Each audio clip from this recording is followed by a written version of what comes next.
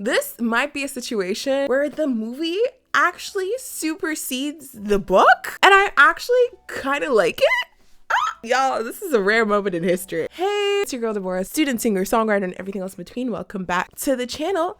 And today we're talking about this new movie called Uglies, which I did a book review. Literally, by the time that this is up, the Uglies book review should be up as well. And it was not that great. I won't lie to you. I was not feeling that book at all. I was not a fan. It was not really giving what it's supposed to give. And I thought the pacing was weird, but I had very low expectations for this film. I was not expecting much. I was kind of worried about like the pacing, because the pacing is what really killed it for me in the book. And the book just kind of felt fickle and a little bit juvenile in some aspect. But this movie might actually change my mind. Hold up, let's talk about it. First, I do have something for y'all. A lot of people don't know, but while you're filming, you can have the most expensive camera in the world. If you don't have good color grading, your videos will never have that certain look that you're looking for. But fear not, that can be achieved with an LUT. So what is an LUT, you ask? An LUT is basically a color filter that you use on your images or videos. I love using LUTs, whether it's on my Instagram photos or on my videos in which I'm speaking right now. So what I've done is I've created some basic LUTs on my Etsy store, in which you guys can buy for a really cheap price and experiment. LUTs can be used for anything, not just videos with your face, but also scenarios and also landscapes. And I also use it for my blogging channel as well. For example, this is what my face looks like without an LUT. I'm using my iPhone 13 right now to record this. And I mean, the colors are quite okay. It's just not the same look as I normally have. But this is me with an LUT. Do you guys see the difference? But I've created a basic LUT that you guys can use, especially if you have more darker or melanated skin, because when I was starting out with LUTs, that was a really big struggle for me to find like LUTs that actually enhance my skin tone. So if you guys are interested, head over to my Etsy store. Anyways, back to the video. So first things first, let's talk about the cinematography and the production, because I think that needs to be discussed. Netflix really put out a budget for this film. They did. They did not skip out on the budget, and I'm pleasantly surprised. I really liked the graphics. Sometimes, occasionally, it was a little bit clunky. Like at the beginning where they were showing different images of people, it kind of felt a little bit weird. It kind of felt like those stock images that you see of people partying being put into a Hollywood film. So that was the only part that I felt a little bit weird. But the rest of the graphics, the cinematography, the production was actually really, really good. I really liked it. Sometimes the music was a little bit of a hit and miss for me. But I feel like this is a general Hollywood thing. And I talked about that in my It Ends With Us video. I noticed that Hollywood has this thing where they love putting songs with like lyrics instead of having an original score with a classical music background or an instrumental background. And I don't know if they're thinking that it makes it feel more modern, but sometimes it's just sometimes really out of place. The music really didn't bother me much at all until we got to a specific point where Tally and David had to go back into the city, and there is this like modern music soundtrack. I don't know who was singing that song, but I was like, this doesn't really need to be in here. Like, I get that they're trying to make it more modern, but I think this is just a Hollywood thing in general, where sometimes the music doesn't need the lyrics. Sometimes we just need a musical score, and then you put songs with like lyrics in the background. I don't know, but that was like a nitpicky thing for me. You guys know me on this channel. I just like picking out little things that irk me personally, but outside of that, the music was perfectly fine. So let's talk about the actual storyline. First of all, I love the pacing. I can definitely understand that if you didn't read the original material, the pacing could be a little bit fast, because I noticed it moved very fast like this constantly. Like we were one place, then we were in another. Because I read the original source material, I was so glad that the pacing was fast, because in the book, the pacing is so slow. It made me want to tear my own hair out. That is not an exaggeration. But in this movie, I like how they moved from one thing to the other. And one of the biggest examples of that is between Tally and Paris and their whole entire story. Not only did they add more to Paris and her storyline by giving them a romantic sort of feel, because in the book, I never felt that there was any romance between them. I just thought they were strictly besties. But in this movie, they sort of created this dynamic between them. And the fact that he was going to say that maybe he liked her or something before they were interrupted was so good, so that when time Paris changes and he becomes pretty, I actually feel something. There's many times where I'll watch films and they're trying to establish something between both characters and I don't feel anything. But between Tally and Paris, I actually did feel a little something. I was like, okay, a little best friends to lovers kind of moment. Okay, you know, but yeah, that's not what it gave at the end of the day. It's fine. But also back to pacing, because I don't want to lose my head. The pacing here was perfect, because they didn't drag out things about how Tally really wants to be pretty over and over and over again.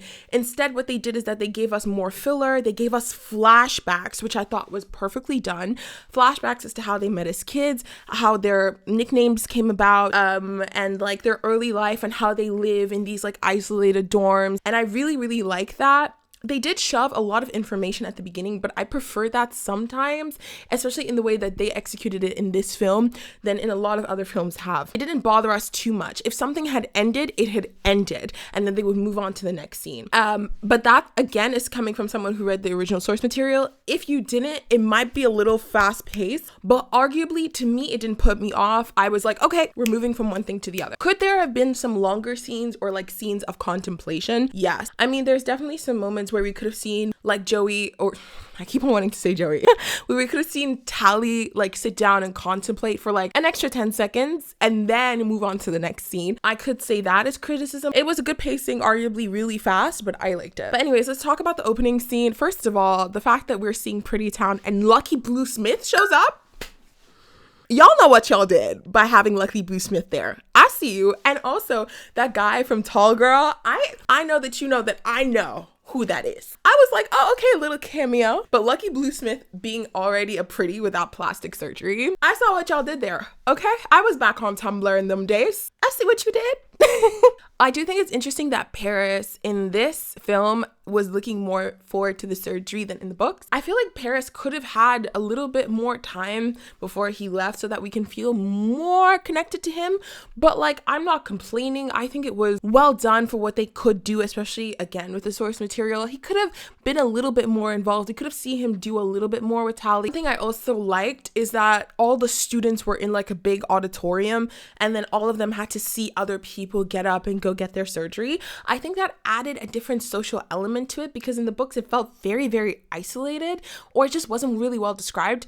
But I liked how they were all in the same auditorium and they're all going through this like same ritual constantly of this is what happens when you turn pretty, and it makes it more public, and it also makes the stakes much more higher because there's also that public element. I like how they showed us scenes of her being in school and giving presentations so that we actually feel that she lived a part of the society and it wasn't just mentioned that she went to school. One thing I thought that was a very nice touch was the skipping of days, and that's what I meant by pacing, where Tally would go to bed and it would be like, oh, you have 20 more days until your surgery, and it like went really fast so it didn't feel like it was dragging on forever. I like how seamlessly blended that was. I thought that was really well done. Also, I really liked Tally's personality more in this film than in the books, because Tally in the books sometimes is really insufferable, and she has that like Mary Sue kind of quality. But in the movie, I like more how they went about it, that she had her own kind of personality. She wasn't afraid to go out. She wasn't completely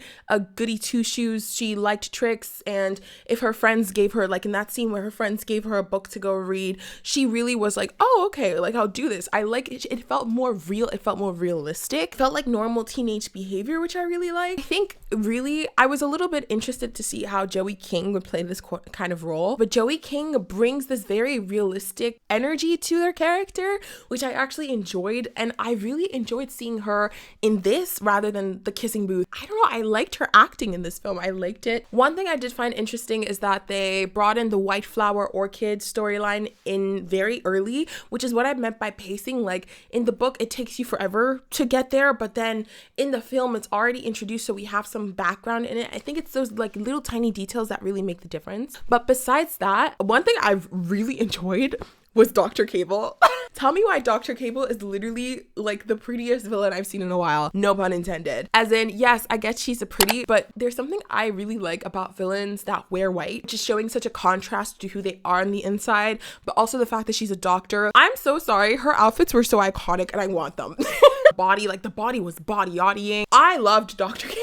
Whoever played Dr. Cable, love her. Love her. I don't know, the whole time, don't get me wrong, she's a horrible character.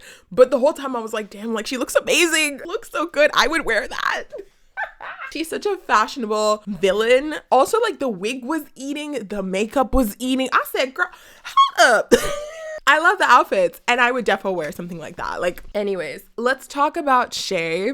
I was very surprised by Shay's character because if I'm not mistaken, I think Shay was supposed to have like long hair, but I like the direction that they took the Shay.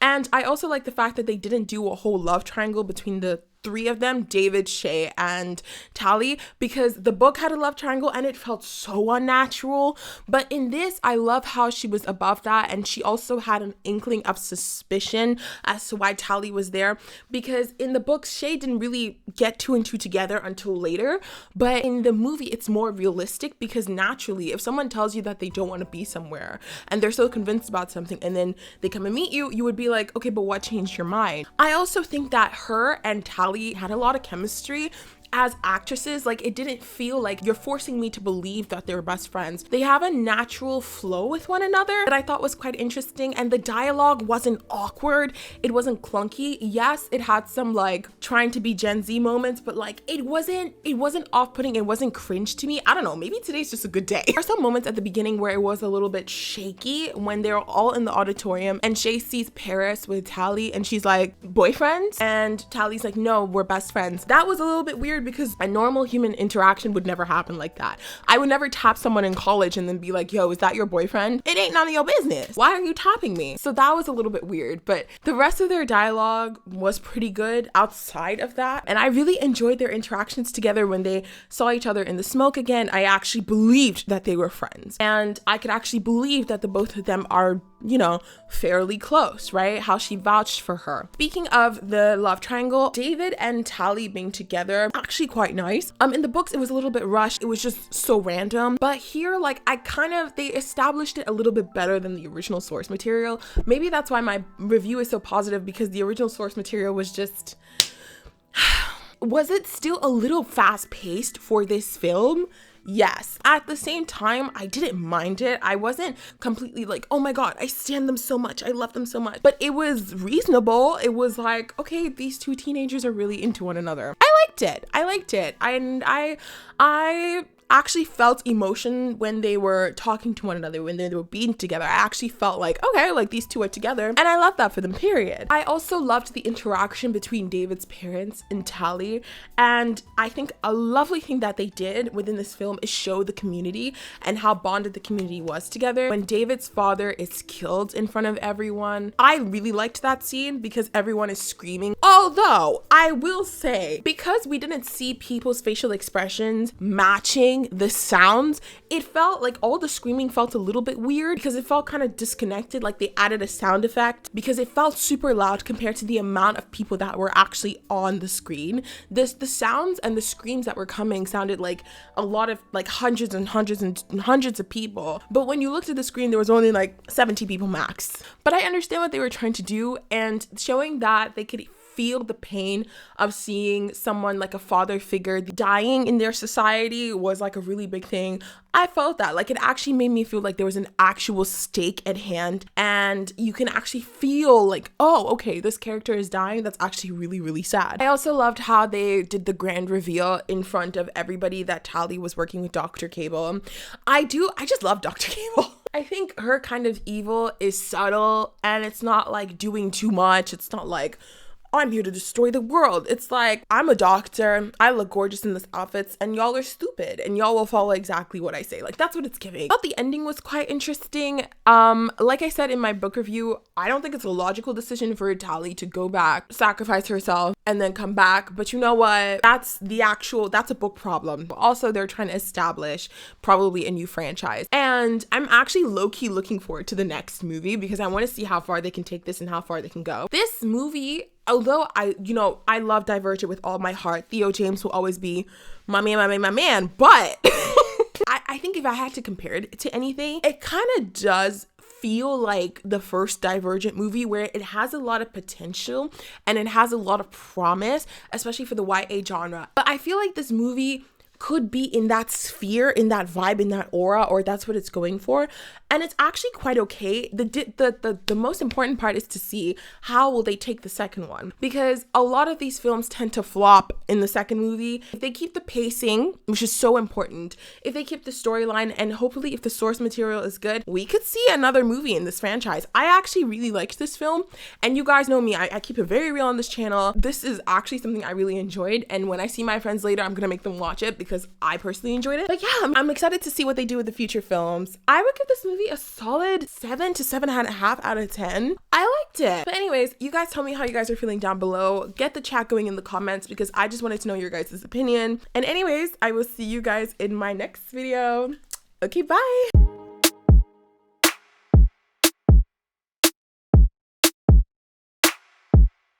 Oh my.